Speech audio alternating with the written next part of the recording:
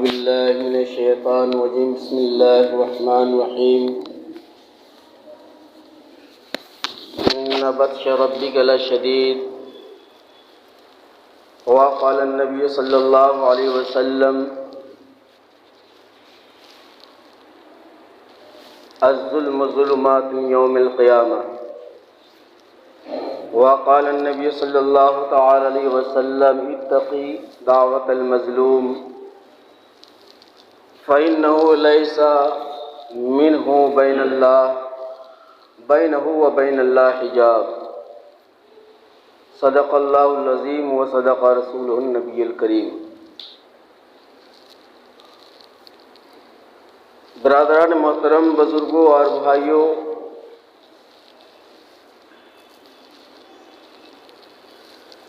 دنیا کے اندر ہم لوگ جو ہے جانے انجانے بے شمار گناہ کر جاتے ہیں، مگر دو گناہ ایسے ہیں جس کی سزا اللہ تبارک و تعالی موت سے پہلے پہلے اس آدمی کو دکھا دیتے ہیں. یعنی جتنے بھی گناہ ہیں ان کی سزا مرنے کے بعد آخرت میں متعین ہے، لیکن دو گناہ ایسے ہیں جس کی سزا اللہ تبارک و تعالی دنیا ہی کے اندر جو ہے دکھا دیتے ہیں. وہ دو گناہ کون سے ہیں؟ ایک تو والدین کی نافرمانی کی سزا، اور دوسری سزا جو ہے ظلم کرنے کی سزا. یہ دو گناہ اتنے بڑے ہیں کہ اللہ تبارک و تعالی موت سے پہلے پہلے جو آدمی یہ دو گناہ کرتے ہیں اس کی سزا اس کو دے دیتے ہیں. بزرگار دوستو، جو حدیث مبارکہ میں نے تلاوت کیا ہے، پیش کیا آپ حضرات کے سامنے میں، اس میں اللہ کے رسول صلی اللہ علیہ وسلم نے ارشاد فرمایا کہ اتقی دعوت المظلوم فإنہ لیس بینہ وبین اللہ حجاب، کہ مظلوم کی بد دعا سے بچو.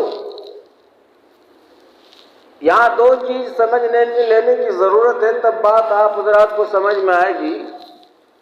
ایک ہوتا ہے ظالم، ایک ہوتا ہے مظلوم. ظالم کہتے ہیں اس شخص کو جو اپنی طاقت کا ناجائز طریقے پر کسی کمزور انسانوں پر استعمال کرتا ہے. اور مظلوم کسے کہتے ہیں؟ جس پر یہ ظالم شخص اپنی طاقتوں کا ناجائز استعمال جس شخص پر کمزور انسانوں پر کیا جاتا ہے اس آدمی کو مظلوم کہا جاتا ہے.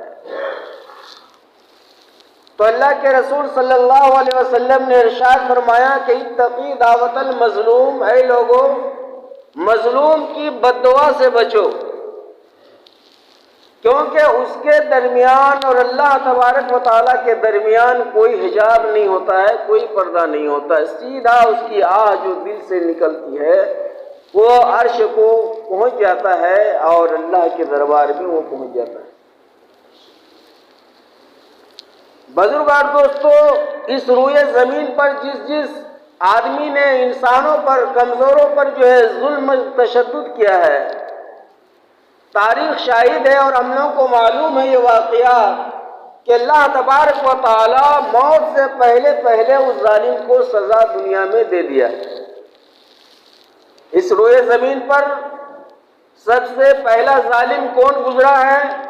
اس کا نام ہے قابل، جس نے اپنے بھائی حابل کو قتل کیا ہے. اور اس کی سزا اللہ نے اسے یہ دیا کہ وہ جو ہے بقیہ زندگی جو ہے تڑپتا رہا اور پریشان حال رہا، یہاں تک کہ اس کی موت اس کے بعد آئی. اور دوسری سزا اس کو اللہ تعالیٰ نے یہ عطا فرما دی کہ دنیا کے اندر روئے زمین کے کسی بھی خطے پر اگر کوئی انسان کسی انسان کو قتل کرے گا تو اس قاتل نامی شخص کے نامہ اعمال میں اس قتل کے جرم کی سزا کا گناہ جو ملے گا اس کا ایک حصہ اس کے خاکہ میں درج کر دیا جائے گا، اس لیے کہ قتل کی بنیاد اسی قاتل شخص نے رکھا ہے۔ اور اسی طریقے سے اس روئے زمین پر نمرود جیسے ظالم اور جابر بادشاہ بھی گزرا ہے کہ جس نے ابراہیم علیہ السلام جیسے شخصیت کو جب انہوں نے اللہ کی وحدانیت اور ربوبیت کو اس کے سامنے میں پیش کیا، لوگوں کو خدا وحدہ لا شریک لہ کی طرف دعوت دی، بلایا، اور معبودان باطلہ کی حقیقت کو نمرود بادشاہ کے سامنے میں واضح کر دیا، جب وہ ہار چکا تو غصے کے پاداش میں آ کر نمرود بادشاہ نے کیا حکم جاری کیا کہ ابراہیم کو جو ہے آگ کے بیچ میں جو ہے اس کو ڈال دو اور اس کو جلا کر خاکستر کر دو، نیست نابود کر دو۔ چنانچہ ایسا ہی کیا گیا، لیکن اس کا نتیجہ ظالم کو کیا ہوا، نمرود بادشاہ کو کیا ہوا، ہم لوگوں کو معلوم ہے کہ ایک نگڑے مچھر کے ذریعے سے اللہ تبارک و تعالیٰ نے اس کو ہلاک کر دیا، اور وہی لوگ، وہی رعایا، وہی اس کے ماننے اور چاہنے والے، سجدہ کرنے والے رعایا جو ہے دن رات اس کے سر پر، اس کی کھوپڑی پر جو ہے جوتیاں برسایا کرتا تھا۔ جوتا مارتے مارتے اور جوتا کا مار کھاتے کھاتے اس کی جو ہے موت آ گئی، وہ مر گیا۔ یہ ظلم کی سزا اس کو ملی۔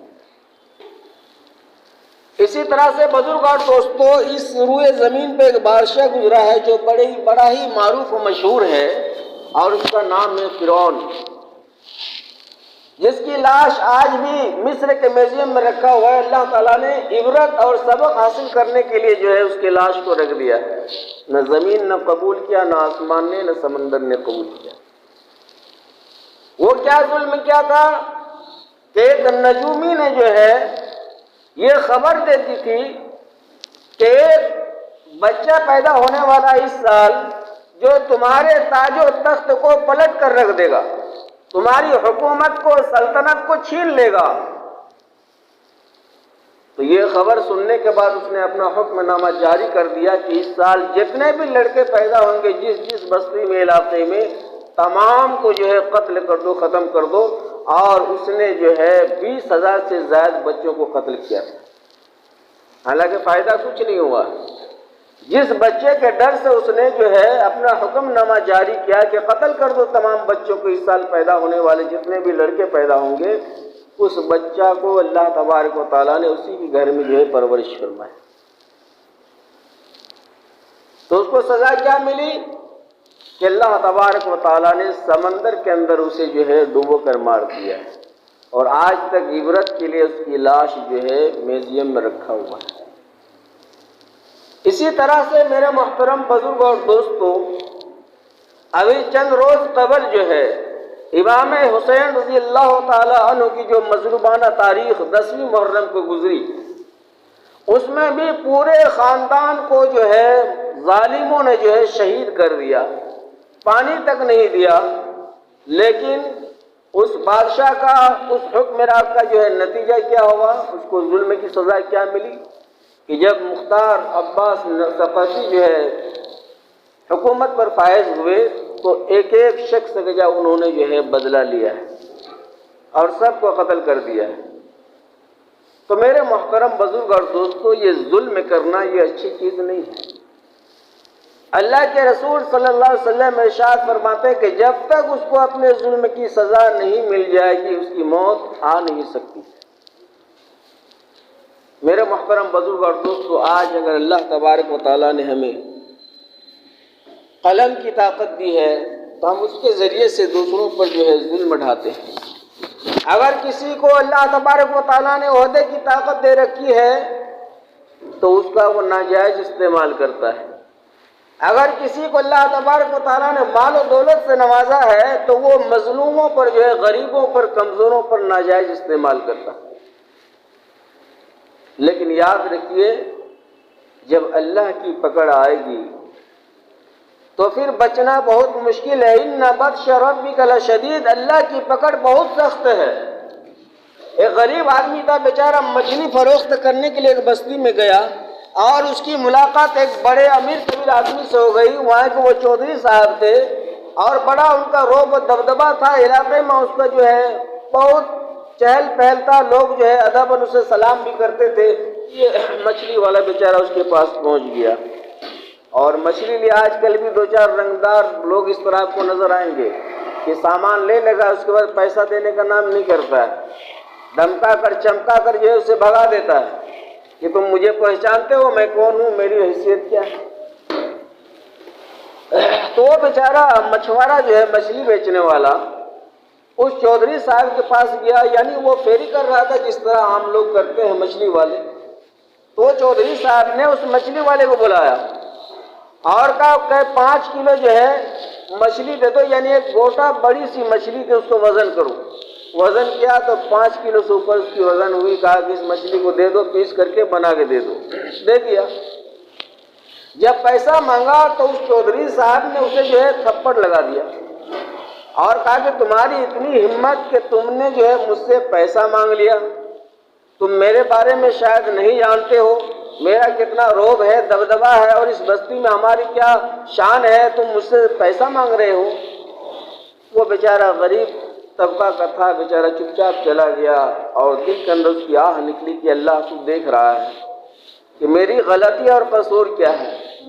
پہلے تو چودھری صاحب سے اس بڑے آدمی سے جو ہے منت سماجت کی کہ بھیا ایسے مت کیجیے، ہم غریب آدمی ہیں، بال بچے کی پرورش کا ذریعہ یہی بزنس ہے، تجارت ہے، مچھلی بیچنا ہے، اور آپ اگر پیسے نہیں دیں گے تو ہم بری طرح پھنس جائیں گے، پریشانی ہو جائے گی۔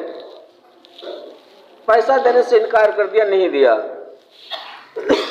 جب وہ مچھلی کو صاف کر رہا تھا تو ایک کانٹا اس کے پیر کے انگوٹھے میں چبھ گیا، اس چودھری صاحب کا، جس کے نتیجے میں یہ ہوا کہ اس کے پیر کا انگوٹھا جو ہے وہ بالکل سڑ گیا، گل گیا، اور بدبو آنے لگا۔ کوئی بھی آدمی اس کے قریب جانے کے لیے تیار نہیں۔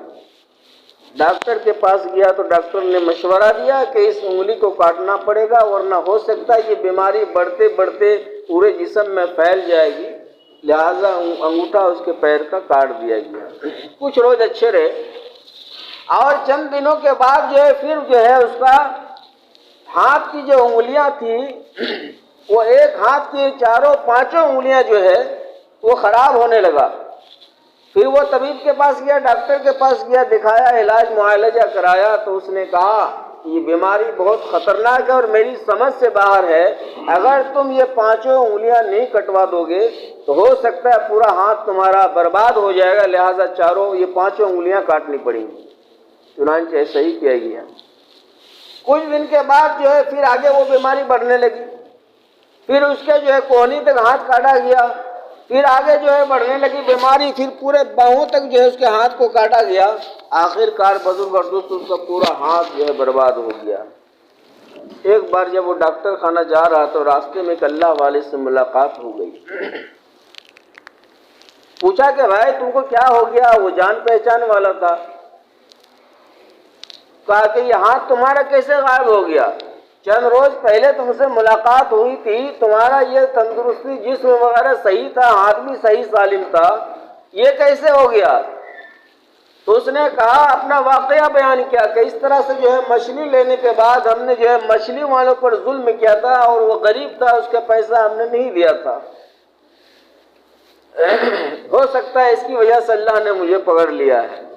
اس اللہ والے نے کہا کہ جاؤ جلدی سے اس کو تلاش کرو اور اس سے معافی تلافی کرو، ورنہ پورے جسم ہی تمہارے ختم ہو جائیں گے، 2-4 اعضاء جو بچا ہوا ہے وہ بھی گل کے سڑ کے ختم ہو جائے گا۔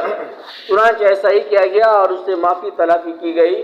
پھر جو ہے اللہ تبارک و تعالیٰ نے اس کی بیماری کو روک دیا ہے۔